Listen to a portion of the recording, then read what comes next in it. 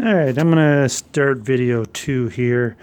First, these little lights. I picked a couple of these up at Harbor Freight, and they sure are handy when you got to get underneath there and have some light. They hang and everything. They're magnetic. I would highly recommend buying a couple, even just for the shop. They're pretty nice. Anyway, so first thing first. I'm going to go over the wiring. I'm going to get out of the sunlight here so maybe you can see a little better. So these are the lines that go to the fuel filter from the fuel pump. And what you see is, let me get on this end. They got a double pinch thing.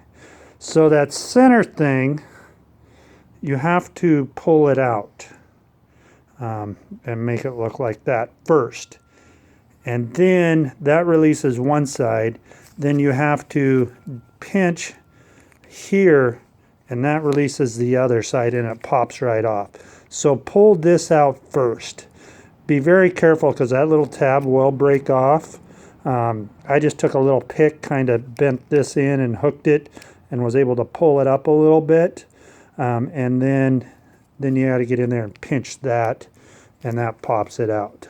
Of course, I did that at the fuel filter and in the fuel pump, trying to give you a good idea of what those look like and how they go in. They just pop back on, and then you push that in, and that locks it into place when you go back in. So now let me crawl under here and show you what I've done now. Hopefully the sun doesn't get too hard on you. We're expecting snow this weekend, so I need to get this project done. All right, so there's the electrical connection. I'm going to leave it out, but on this side, there's a centerpiece. You got to pinch in, a little clip, you pinch in, and then you're able to pull it, and that's like the lock, and that releases it to where you can just push this down and pull it right off. That goes to that connector right there. But that's how you do it. It's like a scissor, but it's the centerpiece that you need to push over. I pushed it this way towards the plug, and kind of was able to push it in a little bit. Excuse me, and then it popped out. So that's how you do that one. It just plugs back in, and then you plug that off. You know, that locks it into place. So there's that connector. Oh, I'm sorry, I gotta kind of shift around here. Then you have your main fuel. Sorry about that. Which is this line right there. And I'm gonna, hopefully you can see it. It's just got a yellow. You push that yellow piece in and pull up, and it comes right out. It doesn't really bend too much. And then you have this retaining rod that locks it down on, and you can see how it's designed there.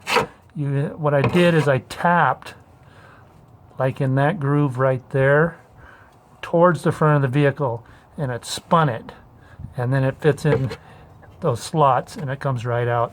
And that, my friends, releases the whole thing. Let's see if we can make it out of here without causing too much. Always fun to do things one-handed, you know. So there it is.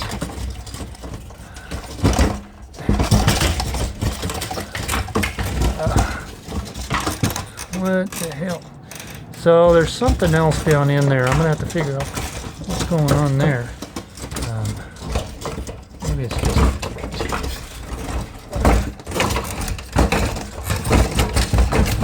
there we go.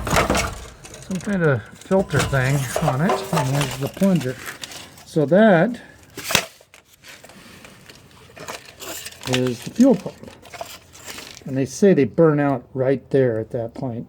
Supposedly it's a common problem with the Ford Expeditions 2007s. These fuel pumps go out. But anyhow, It wasn't too bad to get it out of there. I got to figure out, I think there's an O-ring in here. Yeah. And I just want to clean the area really well. Try to get all that dirt away from there. And then tomorrow, the new fuel pump should be here. It should drop in, plug everything back on. I'll probably lift the back end up a little bit to level it. And then try starting it to see if everything's going good. Of course, make sure there's no leaks. And go from there. But that should take care of it. I would say I've got, now I've never done this before, so I probably got 6-7 hours just taking my time, dropping things, looking where wires are, how they're connected, things like that. And I figure at the max 2 hours to get it back in there, because it goes back, snap on, quick releases just pop right back in and they're up and in, and hopefully that solves. I think my biggest problem is going to be getting this retainer back on there, but I'm working from the passenger side. It seems to have more room to get everything down. The only other thing that I would point out is right there's where the strap kind of goes in at. And it was kind of difficult because you got the drive line right there on this side, on the back end of the vehicle, to get it out of there. So I'll probably put that back up in there before I lift the tank and just angle it towards the passenger side and then spin it around once I have it up in there. But yeah, I think it wasn't too difficult to get everything done if you just take your time and look at what you're doing. And we'll get the new fuel pump, put it in, and make a video of that.